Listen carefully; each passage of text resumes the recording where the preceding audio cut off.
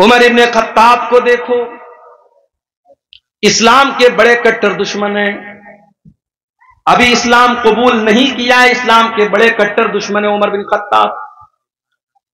ایک دن خانے کعبہ کے پاس سے گزر رہے ہیں، اللہ کے پیارے نبی قرآن کی تلاوت کر رہے ہیں، عمر فاروق کے کانوں میں قرآن کی آیت پہنچتی ہے، عمر فاروق کے دل میں خیال آتا ہے اتنی اچھی کتاب ہے، اتنا اچھا کلام ہے، یہ ضرور کسی شاعر کی شاعری ہے، یہ ضرور کوئی پوئٹری ہے، کوئی کویتا ہے، کوئی شاعری ہے۔ شاعری پسند ہے نا آپ کو؟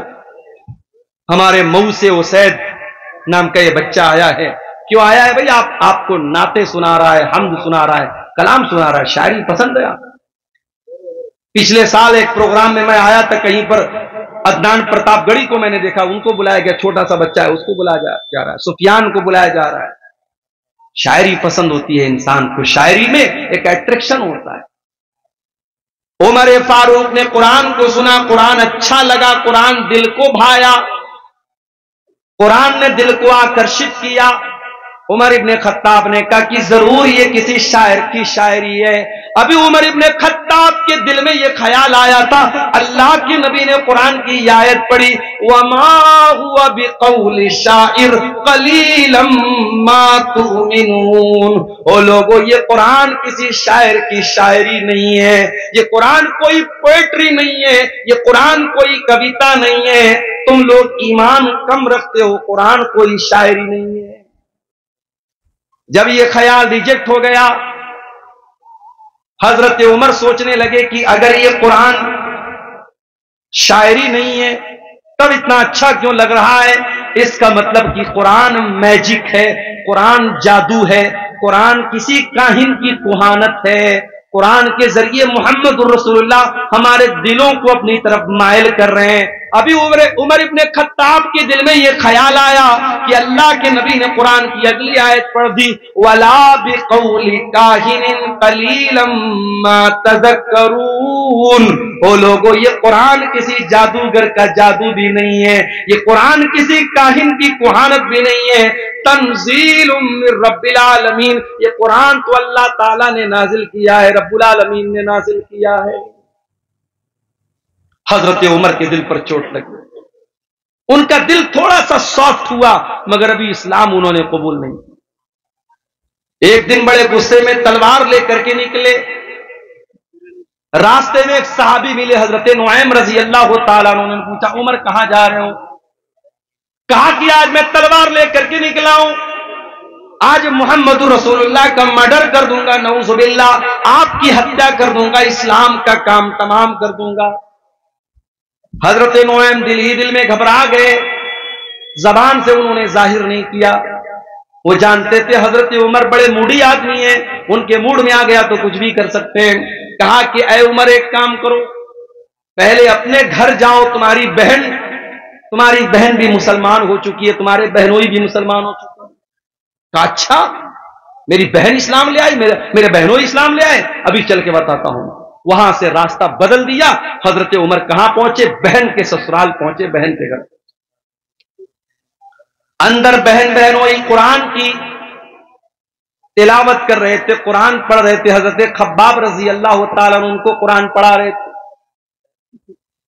حضرت عمر نے دروازہ کھٹکھٹایا، بہنوئی نے اندر سے پوچھا کون؟ کہا کہ میں عمر ابن خطاب۔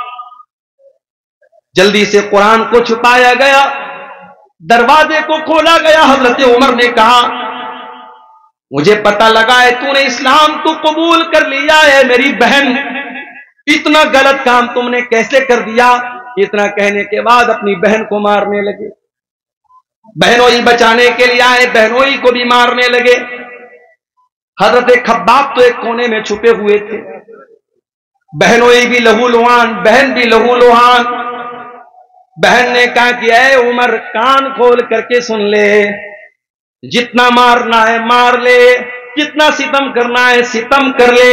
اے عمر، اب اسلام ہمارے دل کے اندر داخل ہو چکا ہے، اب تو اسلام کو ہمارے دل سے نہیں نکال سکتا۔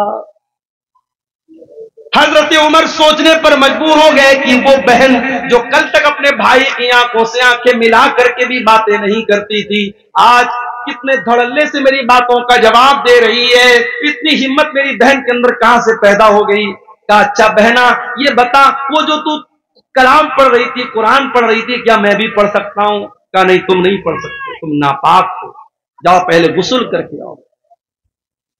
حضرت عمر نے غسل کیا، پاک صاف ہو کر کے آئے، قرآن ان کے سامنے رکھ دیا گیا اور قرآن کی سورہ طٰہٰ کی آیتیں انہوں نے پڑھی۔ طٰہٰ ما انزلنا علیک القرآن لتشقى الا تذکرۃ لمن یخشی۔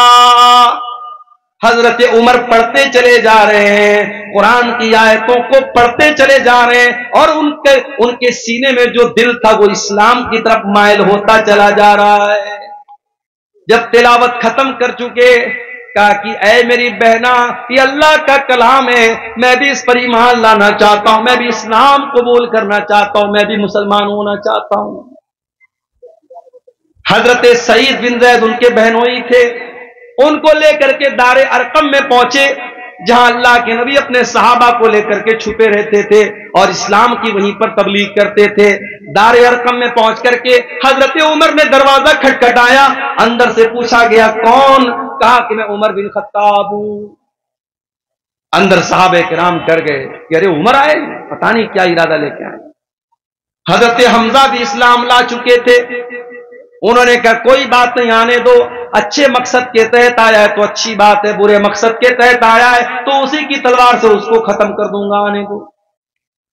دروازہ کھولا گیا، حضرت عمر فاروق رضی اللہ تعالیٰ عنہ اندر آتے ہیں اور اللہ کے نبی کے پاس آ کر کے کہتے ہیں اشہد ان لا الہ الا اللہ واشہد انک رسول اللہ۔ اے اللہ کے نبی میں کوئی دشمنی کرنے نہیں آیا، میں کوئی مرڈر کرنے نہیں آیا، میں کوئی ہتیا کرنے نہیں آیا، میں اللہ کی توحید کا اعلان کرتا ہوں اور میں آپ کے رسول ہونے کا اعلان کرتا ہوں۔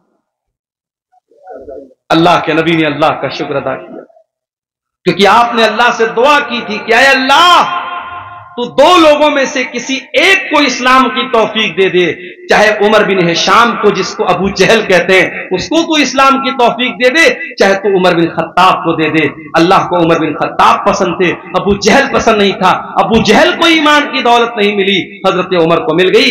اللہ کے نبی نے اللہ کا شکر ادا کیا اور مسلمانوں نے مل کر کے نعرہ تکبیر لگایا، اتنے زور سے نعرہ تکبیر لگایا کہ پوری مکان کی چھت ٹوٹ گئی۔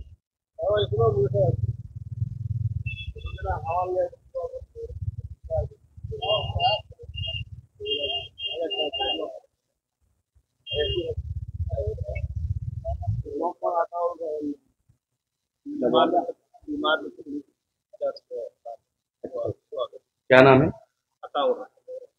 کوئی محمد عطا الرحمان بھائی ہیں، بہت بیمار ہیں، تکلیف میں، انہوں نے مدرسے کو 1000 کا تعاون پیش کیا ہے، اللہ ان کا یہ چندہ قبول کرے، ان کی بیماری سے ان کو شفا عطا فرمائے۔